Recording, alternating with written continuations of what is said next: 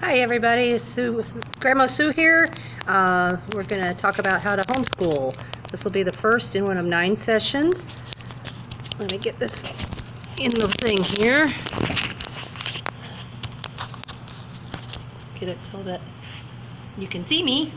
Okay. Alright, so first thing I want to do is tell you a little bit about me and my family and how I got into homeschooling. Most people, they think about it for years and pray, and not me. I got into it by accident, seriously. When Spence was 3.5, we got this teacher coming to our house called Parents as Teachers. It's a Head Start program for rural kids. And what they do is they teach the parents how to teach.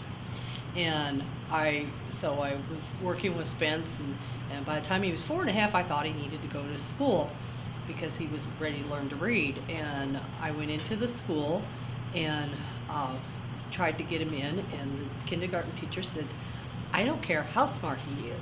He's a boy. He's 4.5. He'll be bouncing off the walls. He's not coming into my classroom. And I went, well, I'll see what I can do for myself, you know.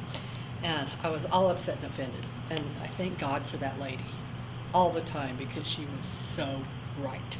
He ran 100 miles an hour all the time. And he would have been in big trouble if he'd gone to school. But the day my daughter, who was 2 years older than him, went to 1st grade, we sat down, and the church I was at had started a school that year, and I ordered some curriculum through them, and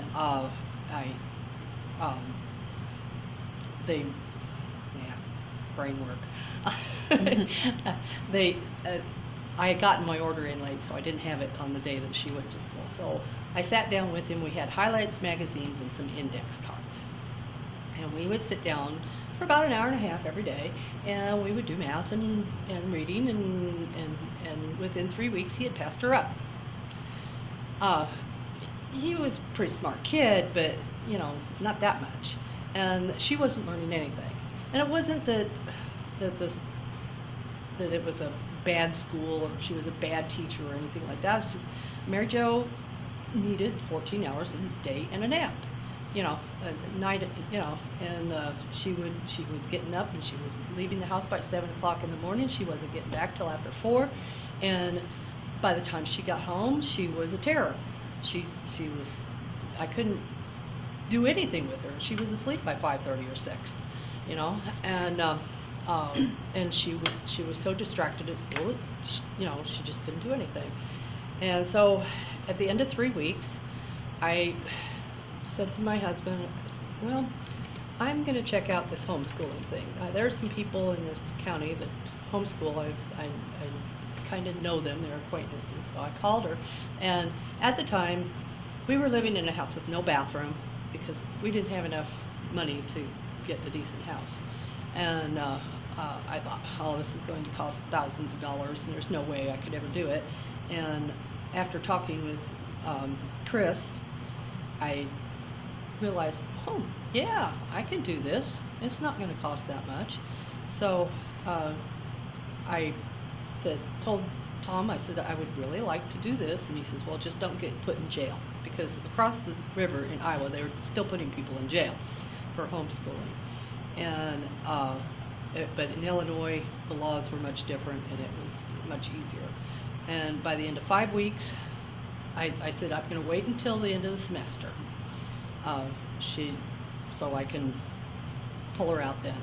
And by the end of 4 weeks, I said, yeah, it's going to be by the end of the first 9 weeks. And by the end of 5 weeks, I said, no, she's coming home now. Because it was just, I was one of these people that couldn't wait until all my kids went to school, because I just couldn't handle being around kids.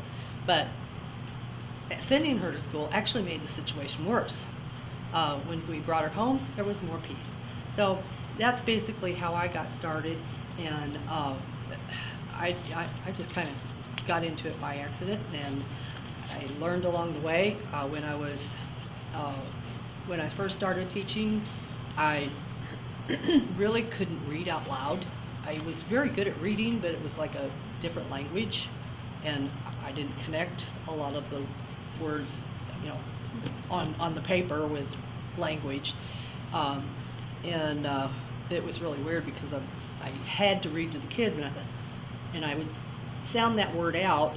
I learned phonics right along with them, and I would sound that word out, and I said, "Oh, that's what that word means, connected. Okay." And I could barely add 2 plus 2 without a calculator. I mean, you get into the 4 plus 3, and okay. Let me get out my calculator.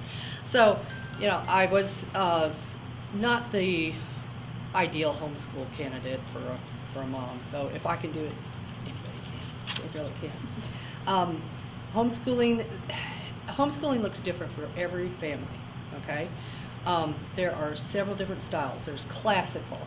Classical concentrates on things like Latin and Shakespeare and chemistry, and all.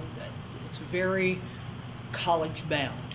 Okay, there's also school at home, K-12 programs that you can get, public school programs that you can get to do at home off the computer, and there's also something called radical unschooling, which parents never give their child a test.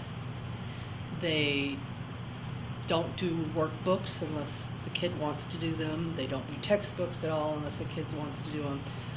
They practice what's called strewing. They put things out that they think their kids would be interested in, and if the kids pick it up, get interested in it, then they go, "Oh, let's work on that."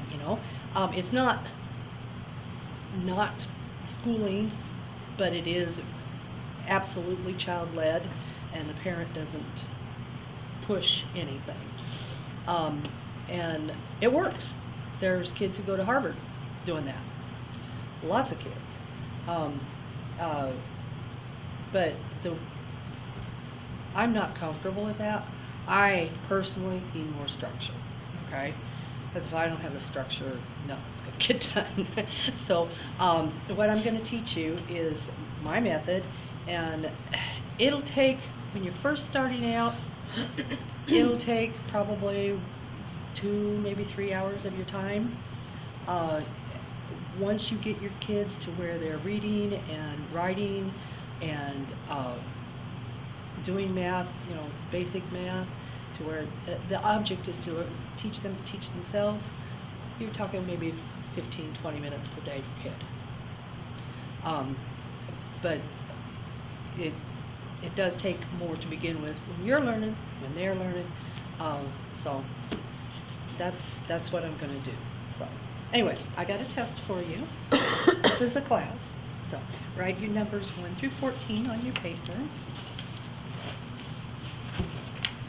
So your method obviously includes testing. Uh-huh. I don't think you have to wait. I don't do a lot of testing. What is the method that you call yours? Do you have a name for it yet? Not really, just Okay. Grandma's method. I'm gonna, the first few weeks, we're gonna look at record keeping and things like that. And we'll do a little bit of hands-on type stuff. And then after that, what I want to do is I want to take you through and show you how to do stuff, and then personalize it to your kids. Okay? And for the people on Facebook, that's what I want to do too. If you want to send me your email, we'll correspond back and forth and do that kind of stuff too. So, okay. Now, if you grew up in a traditional school, you probably have a few misconceptions about what education is, okay? And it's not that they actually teach this stuff. It's just, if you don't hear the other side, you never realize that it's there. It's like, you pretty much catch it. You don't taught it, but you got these ideas. So successful homeschools have to break these paradigms. Okay, so these are all true or false questions. Nobody's going to grade you on it. I don't believe in grades. Okay. First of all, true or false? Is homeschooling legal in all 50 states? Okay. Number 2. Is this true or false? The state has a responsibility to educate my children. That's why there are laws that force children to go to school. Number 3. Making sure that children get a good education is such a complicated process that only highly educated people are qualified to oversee the process. Number 4. A teacher's certificate ensures that a person is qualified to teach. Number 5. You have to be college-educated professor to teach children in high school. Wait a minute, sorry, can you repeat that question? To teach children high school level subjects. Is this in Illinois for all of? All over. Okay. I'm just kind of jotting a note for the questions, so. All right. Number 6. Nope. I just did that one. Never mind. Children with learning disabilities can't be homeschooled. Number 7. Homeschooling takes a lot of money. Number 8. Homeschooling takes a lot of time from the parents. I just told you that one. Working parents can't homeschool.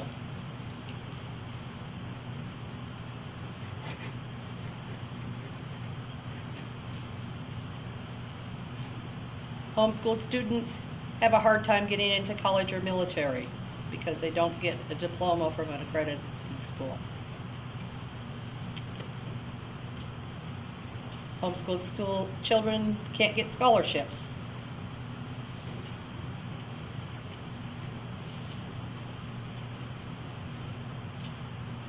Homeschooled children miss out on dealing with others the same age, and so they can't develop healthy social skills.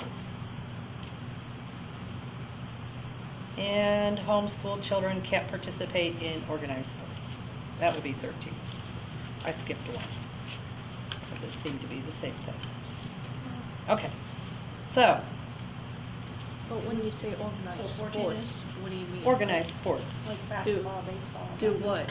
Teams. The yeah. school? team sports. Team sports. Do the school or do the YMCA? No, they're just missing out, and the There- question there- is there's they're no way missing that they out. can get into any of that. Is that true, false? True, false?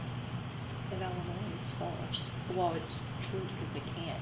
Hmm? There's no call rule in Illinois, but in Iowa, yes, you can. Yeah, it's different. It's different by It's state. different in different places. Okay, so We used to all homeschool these in all Iowa. these statements were false. Okay, all right. Homeschooling is legal in all 50 states, and even in the toughest states, the requirements aren't that hard. Okay, you can do it. You do need to contact, if you're going to homeschool, don't contact your local Department of Education. Contact your state homeschool association. The thing is that the schools, they have a interest in your child being there. They get like $10,000 a year for your child to go to their school, and if you pull them out, they don't have that.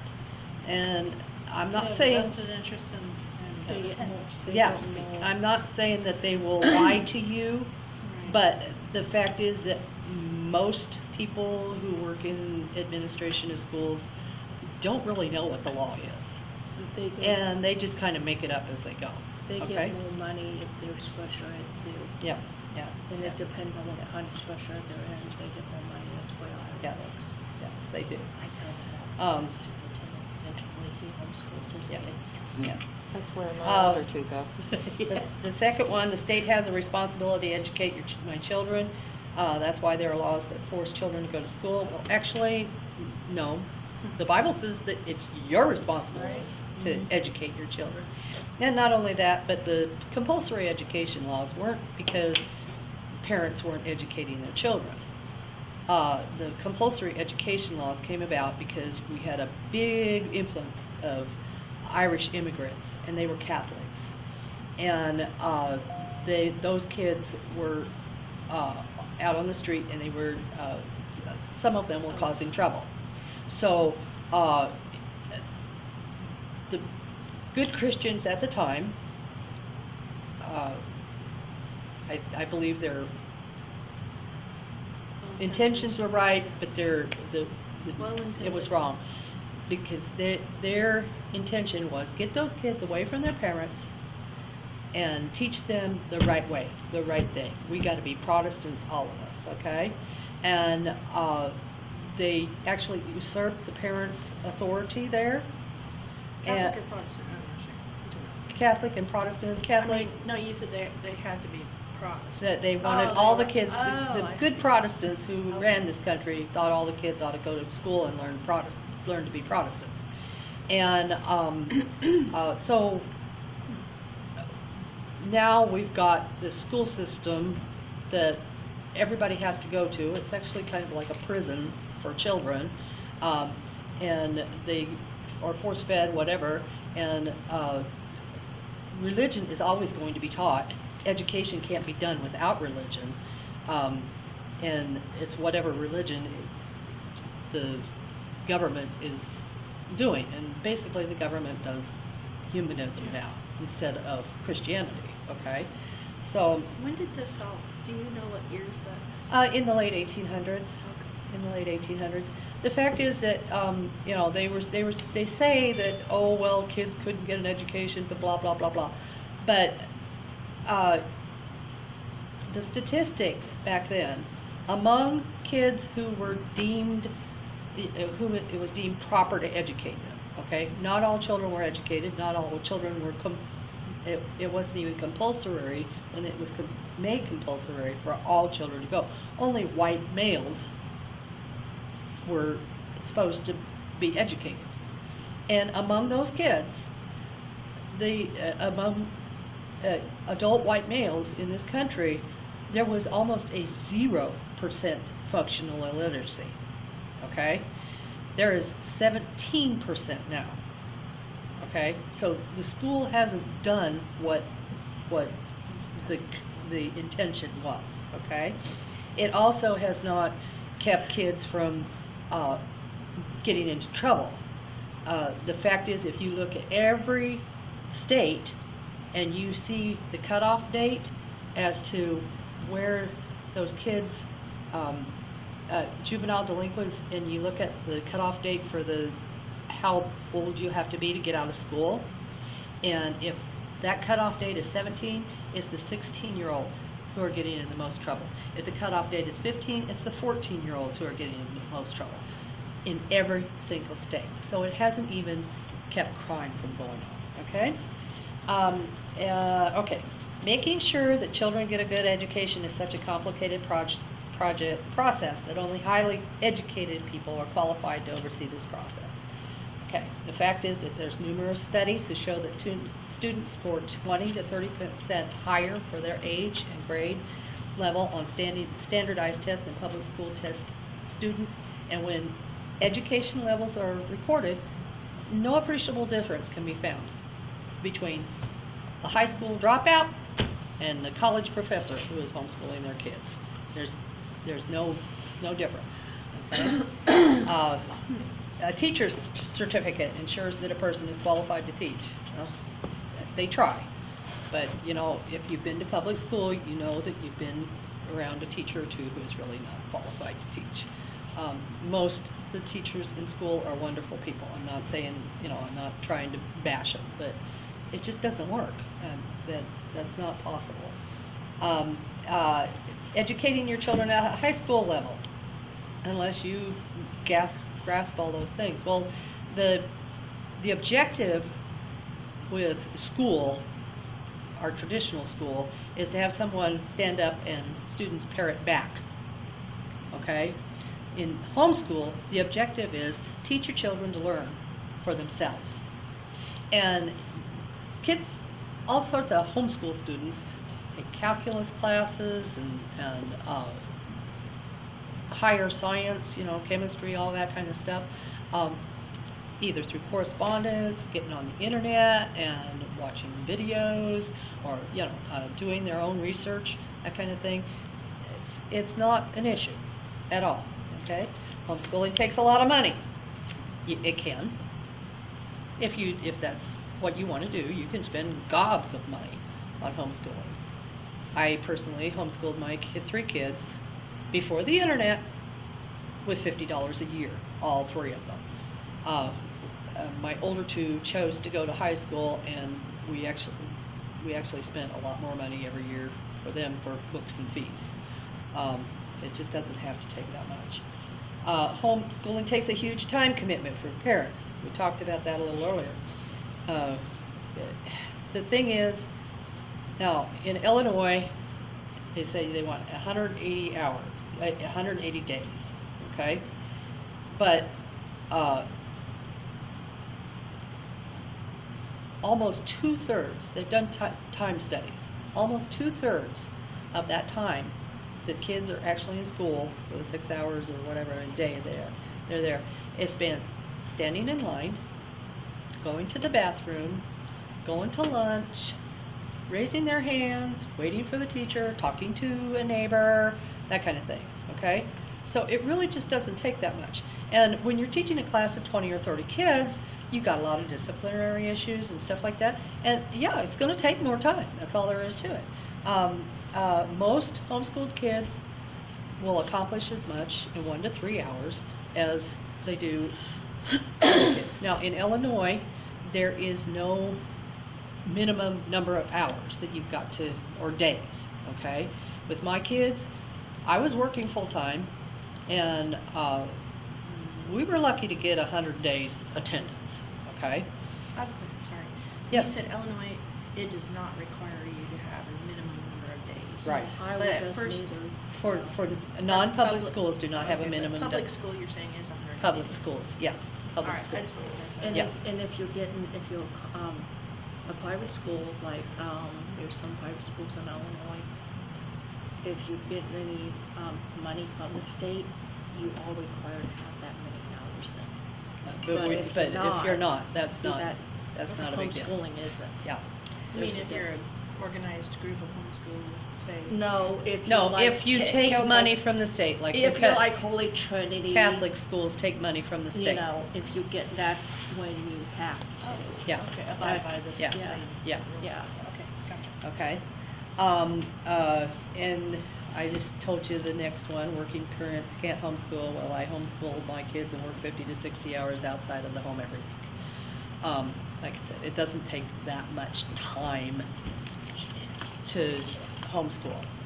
Okay, right now I'm homeschooling her. This one right here. Is she in the picture? Yeah. There we go. Okay. Yes. And I am working 24 hours a week down in Kilcock. So, okay. Yeah, it can be done. It just doesn't take. Some people will babysit and homeschool. Some people will. My husband and I, he worked days and I worked evenings or nights, and I was with the kids during the day. He was with the kids at night. Some people will trade with, single parents especially will trade. A couple of single moms will get together and they'll say, okay, we're going to homeschool our kids together, and I'll have them when you're working and you'll have them when I'm working. There's all kinds of different situations that you can work out to where you can homeschool and be working at the same time. Some people have work at home jobs. There's all kinds of things like that. Okay. Homeschooled students have a hard time getting into college or the military because they don't have a diploma from accredited high school. The fact is that colleges now actively recruit homeschool students because homeschooled students have the skills, the time management skills, to be able to handle college, whereas a lot of public school kids don't have that, or traditionally schooled kids.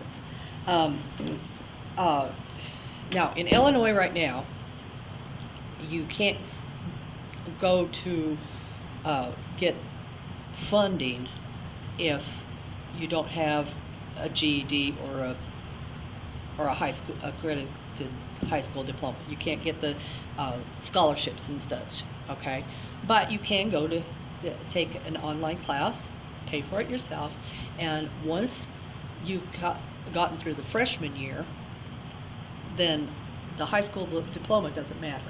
Okay, and the same is with military. Military, they sometimes it goes back and forth. Sometimes they'll accept homeschooled kids, other times they won't without a diploma, but there's always that year of college that just wipes out everything. Okay? Well, Sandburg will, first year, they will accept homeschool kids. I went to school. Yeah, it just it goes back and forth. It was there. kind of cool. Homeschooled kids aren't eligible for scholarships. You know, there's lots and lots of scholarships out there, and some of them are for homeschooled kids exclusively. Okay, homeschooled kids miss out on dealing with others the same age, so they can't develop healthy social skills. Now, when I first began homeschooling, they were putting people in jail over in Iowa, and I went to one of the rallies, and there was a lady there that was a certified teacher. Most people wouldn't talk to the press because they were afraid of getting put in jail, okay? But there was a certified teacher there, and she was legal to homeschool her kids. And so she was talking to the Was reporter. it at the time illegal to homeschool? In Iowa, it was. Mm-hmm. And Until people, when? You know, so- I mean, within recent century. well, I started homeschooling in '85, and it was well into the '90s before you could homeschool in Iowa. It was illegal. Yeah, it was illegal. I really can't remember. Maybe around 1990, somewhere around there, that it was illegal. And then they made it so that you could and it was really tough in Iowa for a lot of years. Now, just 3 or 4 years ago, they really relaxed the rules, and that's great. More so like Illinois. So, yeah, they're more like Illinois now. But this lady, she was talking to this reporter, and he asked her, well, what about socialization? And she said to him, well, let me ask you this question. You know, in study after study after study after study, it's been proven that children imitate those who they are around most. Do you agree with that? He says, oh yeah, that's true. Children imitate other people. And she says, well, if we want our kids to grow up to be adults, who should they be around more? Kids or adults? He just, you know, and What can you say to that? Yeah, and it's true. Homeschooled kids, there are, I can't remember, it's like 5 different stages of emotional thinking, okay? There's like baby, toddler, elementary, teenager, and adult.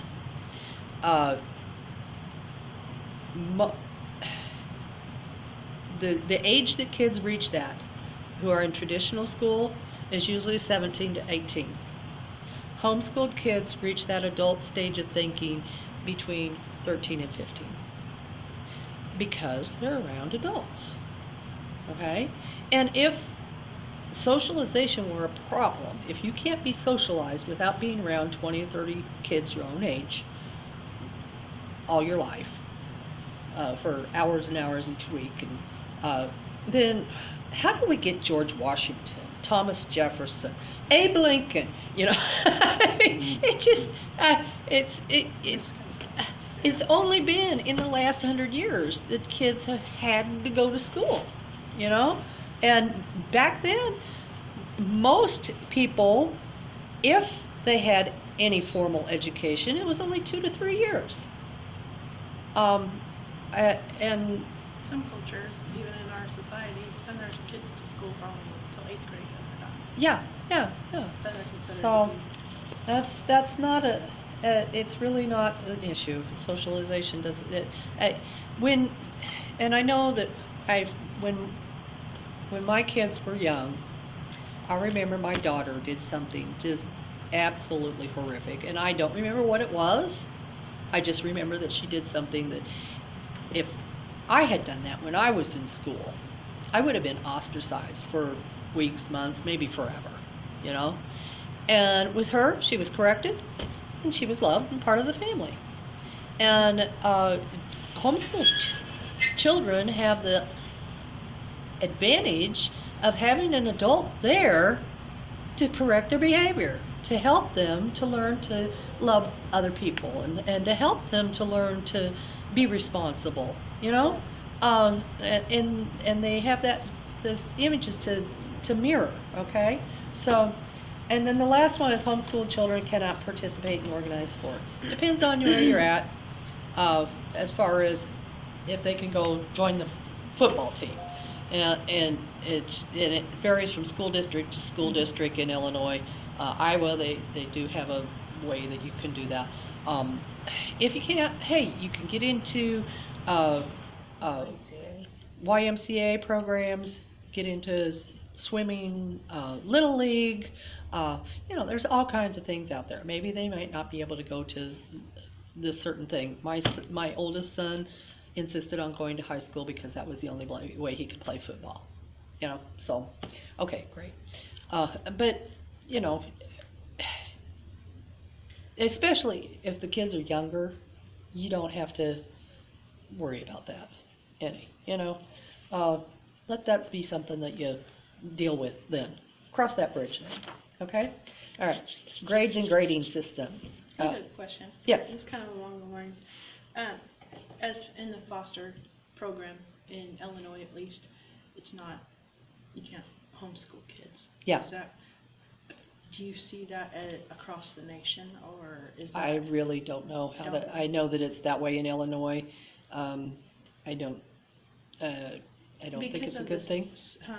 I don't think it's a good thing, but That it's not available yet. yeah. I think in Iowa you can, as long as you have a teacher looking over what you're doing, because one of the teacher's aides used to do it. Like a mentorship thing, And, or well, yeah, because in oversee- Iowa, like when we started homeschooling, we had two choices. We could get a teacher to do what we're doing, or she would have to go in there and take standardized testing. That might be something you might Look ask into. about, if Yeah. there was some way that you could get a I mean, right now, we're almost to the point of adoption, but That's what I thought. But future, I mean, you know, just like you were Yeah. talking about integrating people, or kids emulate their people. And Mhm. Yeah. if you were, you know, in a foster program, I mean, so many kids, there's so many different situations why they're there. But, you know, Yeah. helping them to yeah, grow and to, yeah. you know. I understand. huge. At one point, we were looking into adopting a little girl, and we finally said no because she had behavioral issues, and she did not have any behavioral issues when she was living with us, and then she had gone back to her parents, and things had happened, and but I knew that the closest behavioral school was an hour away from us, and she would be on the bus, and we just would not have any control over what happened with her. Yet we would have all the responsibility, and we just couldn't do it. So, yeah, I understand. Okay, all right. Let's go on to grades and grading systems. When I was a kid, my parents sent me to swimming lessons. And I went to swimming lessons, like for 3 or 4 years. And I just couldn't do this particular move. You had to float on your stomach and then flip around and float on your back. And I couldn't do it. So I never did get out of the guppy class, okay? And finally my dad got really disgusted with it. He says he took me out in the middle of this lake that we went on vacation, and he showed me how to kick my feet and how to do the stroke, and he says, get out of the boat. I learned to swim, okay? That class was actually holding me back, because it was insisting that I do something that I wasn't built for. Okay? Most schools do the same thing because everybody's got to be in this box. Okay? And if you're not built to be a great reader, then they say, oh, well, you can't learn. We got, if you're not built to be able to snap off addition problems and memorize everything, then, oh, well, you're not good enough, okay? And the grading structure does the same thing, okay? It says, well, if you're, you're only able to do C work, and you're only able to do A work, and it actually encourages kids, the kids who can only do C and D work feel terrible about themselves, and the kids who do A and B work, I was one of them, actually tone it down and pretend to be stupid because otherwise nobody will like them, and the fact is that every kid has different strengths. Always you've got a child who's working at 5th grade level or capable of working at 5th grade level in math and is only in 2nd grade and they're doing reading at 2nd grade, and vice versa. It just works that way. Some kids are more talented in art, some kids are more talented with mechanics. It's impossible for a traditional school to really know what your child is doing, and those ABC things, they don't mean a thing. Even among different schools. When I moved from Fort Madison to Keokuk, my grades, I wound up doing a whole bunch of things that I'd done there, and also I was trying to catch up in other areas because different schools teach different things at different levels. That's just the way it is. So it really doesn't tell you a whole lot about what your child is doing. You, if you're homeschooling, you know what your child's doing. There ain't no sense in putting A's and B's and C's on them. The fact is that when you're in the real world, if you've got a job or if you've got a business and you don't strive to do an A every time, guess what's going to happen? You're going to fail, okay? So I try to do what's called mastery learning, okay? And mastery learning is when you go ahead and you work on stuff and you work on it until you're good at it. Now, there are some things that you're going to say, I'm just not built for this. And get it a little bit. Don't concentrate on those. Traditional schools always concentrate on your weakness, okay? Which is silly. I mean, why should there's the story of the elephant and the bird and the squirrel and I can't remember what else, but they all decided they wanted to go to school to fish, and the squirrel wound up on drugs because he was too hyperactive, and the elephant always felt like he was terrible, even though he plodded along and he did do the work, and finally wound up in a special school for lifting, and the fish couldn't climb, and so it flunked out, and the bird died when it tried to swim. So and that's basically what happens in a traditional school, because you got all these kids and they're supposed to do the same thing at the same time, and they're just, kids are different, okay? So and I know you all have probably heard the story. There's one of the kids. I wound up teaching other kids other than my own because my kids did well. And one of the girls that I taught was 12 years old, and she was flunking 7th grade. And I had this happen a lot. I had parents come to me and they said, "Oh, well, my kids weren't getting A's and B's all through in elementary school, and now all of a sudden they get to 7th grade and they're flunking. What's going on?" Well, they missed out on certain things and were just pushed along, okay? And the teachers were grading on, well, they tried, but when they got to 7th grade, that wasn't good enough anymore, you know? So, it's just, grades They just, been them along, basically, you're saying? yeah, grades Go just through it. don't do anything. But this gal, she was in 7th grade, and she was flunking out, and, her mom brought her to me, and, I had her for about 6 months, and I basically taught her the system about how to, and she started homeschooling herself after that, wound up in college at 15, you know?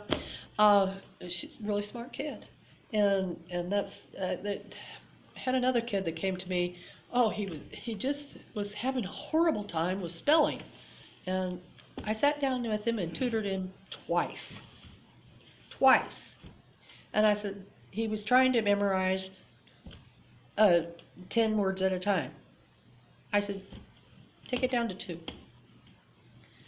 Do 2 your first day, learn those, learn another one, 1 or 2 the next day, you know, and after that, he had no problem with it, you know. That they just lack a skill somewhere because they're in this group and it gets missed. You as parents can say, I know my kid's having problems here. And you can go back, or you can keep them there where they, and not just shove them along like they have to. Okay? So, I have a question. yes. Where if you're taking someone out of a public school setting and placing them in a homeschool setting, how do you know where they're at? To start, I mean. To start, how do you know? You can buy different testing materials to see where they're at. What I do is I just work with them. I start out and I say, okay, here, can you do this math problem? Here, can you read this? And wherever they're at, I just, okay, let's start there. You know, one of the things I'm going to teach you in this class is my math program. Curriculum is something that was very, very helpful back in the mid-1800s because they didn't have a whole lot of paper available, and they could make up these textbooks and the kids could learn from them. And it wasn't, most kids didn't, they would spend maybe 3 or 4 hours a day in school for 6 months out of the year because they were needed out on the farm, okay? And it had actually been taken, this form had been taken from college classes, okay? And this curriculum. And it's been passed down to where now we're even doing it to preschool kids, okay? And it actually, there are study after study after study after study that show that kids learn much better through hands-on and through play than they do through these curriculum. It's like taking a 4-year-old and putting them out on the highway to drive on the freeway, you know, because this is how it works for older kids, so therefore little kids ought to do the same thing, you know. It's just nuts. When they first started kindergarten, back when I was little, there was a man named Dr. Raymond Moore, and he was a psychologist, and he did lots of studies on how kids functioned if they did preschool, if they did kindergarten, and if they waited till they were 7 to go to school, which was the norm back then. And he found that if they started in preschool, they were way ahead in kindergarten, they were way ahead in 1st grade, they were ahead in 2nd grade, they were pretty neck and neck in 4th grade. By the time they got to, in 3rd grade, by the time they got to 4th grade, those kids who started preschool were actually lagging behind. Okay? And we also have a lot of behavioral problems now because children aren't, they need to move in order to be able to think well. There's this thing called cross training. A lot of kids have problems with their core because they don't move enough, and and their brains, the right and the left side, don't communicate well because they haven't been out climbing trees. They haven't been running. They haven't been jumping. They sit at a desk and look at stuff all the time. Okay. There's also Dr. Rima Moore found that the earlier a child started looking at books, the more likely they were going to have glasses. There's a strong correlation there, and the reason is there's a nerve that goes from the eye to the brain, and if that nerve is not developed and mature by the time the child has to start looking at all these books, it actually damages the eyes. Children, if you have a child that is potty trained at 9 months, we're all going, right? Okay, but if a child doesn't get potty trained until he's 3 or 4, you know, yeah, I mean, it's no big deal, okay? Because every child is different, right? And their nervous system is different, right? Well, this nerve here, the average age for it to come to maturity is somewhere between 4 and 12. But if our kids aren't reading by the time they're 5 years old anymore, there's something wrong with them. It's not an issue, okay? First of all, you know, if a kid is learning to read and wants to learn to read, then that's a sign that is good. If not, you know, they'll get it. My oldest boy started reading when he was 4 and a half. My youngest didn't start to read till he was 12. They both get along fine in the world. They both got jobs, you know. They're both able to read. They